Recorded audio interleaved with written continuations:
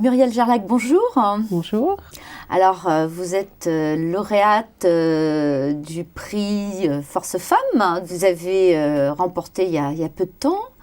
Donc, comment vous en êtes venue justement à être en lice pour ce prix?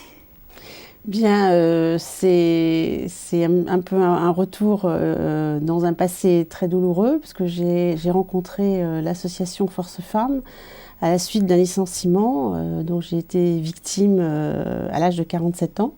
Ah oui, c'est souvent à cet âge-là hein, que... Oui, c'est souvent à cet âge-là. C'est une histoire que malheureusement beaucoup de personnes de plus de 45 ans vivent. On a 45 ans, 23 ans d'ancienneté dans une PME, et puis bon, on préfère se séparer avec plus ou moins de délicatesse. Moi, ça fait été vraiment beaucoup, pas du tout de délicatesse d'ailleurs. Oui, c'est au bazooka là, carrément. Oui, tout à fait.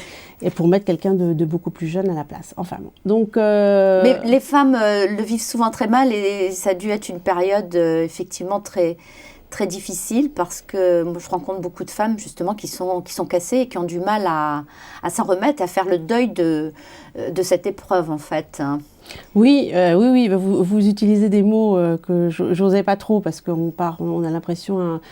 on a l'impression que c'est des mots trop forts, mais c'est effectivement un vrai deuil, parce qu'en plus on est à un âge un petit peu particulier de notre vie aussi de femmes, 45-50 ans, où on ressent certains changements dans notre corps aussi, et c'est peut-être un âge où on est aussi beaucoup plus fragilisé en interne. Et en plus, quand en externe on se prend une grande claque comme ça dans la figure, moi ça a plutôt été d'ailleurs un coup de poignard dans le dos. On se dit, c'est pas possible, quoi. Je suis plus bonne à rien, j'ai 47 ans, voilà, je suis peut-être un peu plus fatiguée. Enfin bon, on dit c'est plus possible, quoi. C'est même pas la peine que je recherche du travail, je vaux plus rien. Quand on essaye de répondre à des petites annonces où vous êtes trop, où vous n'êtes pas assez, mais en tout cas vous ne correspondez pas du tout au profil. Donc, il y a un moment donné, on se dit, on va peut-être faire du bénévolat, parce que ça, il y a des besoins dans tout type d'associations. Oui, il y a beaucoup de demandes. Il y a beaucoup de demandes. Mais malheureusement, le bénévolat, on n'en vit pas. Mais c'est bien aussi d'en faire. Oui, c'est bien. Mais quand on a aussi une vie professionnelle, même active, et un emploi du temps bien rempli, si on veut, on peut toujours trouver quelques heures par semaine, si on arrive à le trouver. Mais je crois que quand on a travaillé avec beaucoup de passion, on se dit, justement, 47 ans, c'est l'âge où on est libéré, entre guillemets, des enfants. Quand on a eu la chance d'avoir des enfants jeunes, hein, dans notre génération, on a eu des enfants avant 25 ans, maintenant c'est encore une autre époque, mais 50 ans, on a des enfants qui, en tout cas c'était mon cas, qui étaient sur le chemin des études supérieures, donc on était un petit peu libérés aussi des enfants. Marie qui a aussi sa carrière, donc du jour au lendemain on disait pas possible, qu'est-ce que je vais faire, et moi ma passion c'était toujours l'agroalimentaire, parce que ça faisait 25 ans que j'étais dans ce milieu-là, et tout particulièrement le bio. Donc après trois mois, voire plus, parce que ça a été vraiment 6 mois de...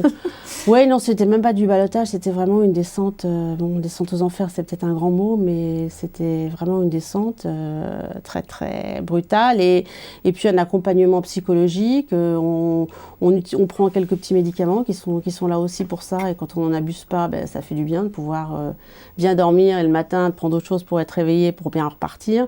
Et là on se dit, c'est pas possible, quand ma passion c'est là, et c'est pas parce qu'il y a quelqu'un de très mal intentionné qui m'a mis à terre que je vais rester à terre. Et puis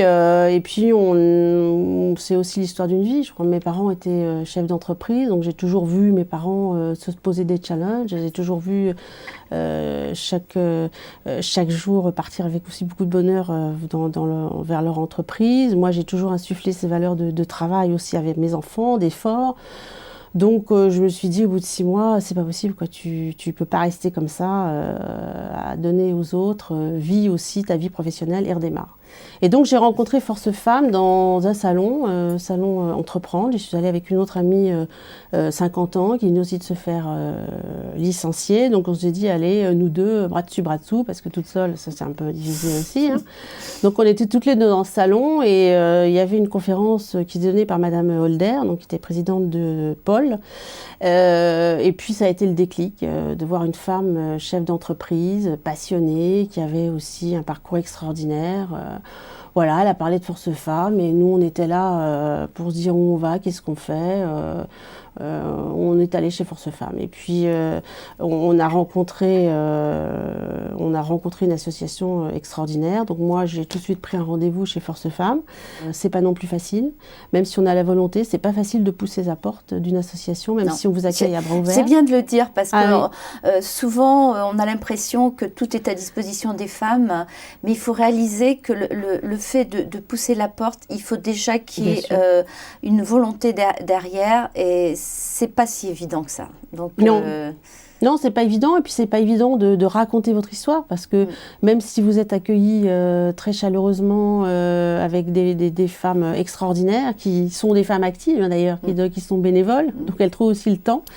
Donc des femmes extraordinaires qui sont à votre écoute, ben, c'est pas facile de raconter sa vie parce que là on raconte sa vie et pourquoi on est là. Bon, moi c'est un licenciement, les autres c'est des accidents personnels, de la vie, de maladie, de divorce, enfin bon, tout avec des parcours.